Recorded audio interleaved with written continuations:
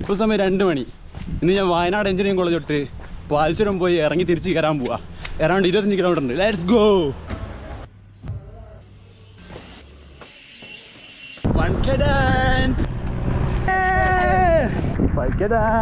ഷൂലൊക്കെ full വെള്ളം കയറി ശരിയായ കോടയായി. ഇന്ന് ഓടാൻ ഇറങ്ങി നല്ല ദിവസമാണ്. കിട്ടില്ല ക്ലൈമറ്റ്. കുത്തനുള്ള ഇറക്കാ.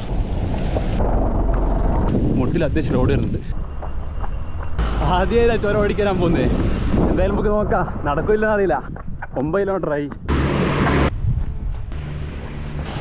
അങ്ങനെ അവസാനത്തെ ഏർമെൻറ്റും കഴിഞ്ഞ് അങ്ങനെ പാൽച്ച് ഇറങ്ങി കഴിഞ്ഞ് എന്നെ തിരിച്ചു പോവാ. Let's go.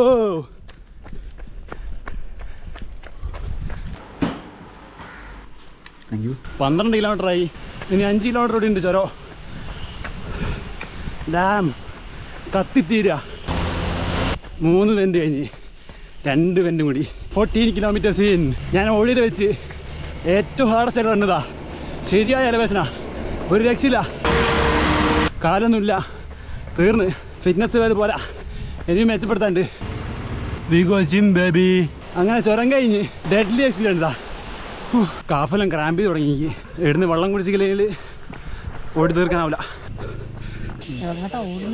Second hydration point. Last 5 kilometres. Third hydration point.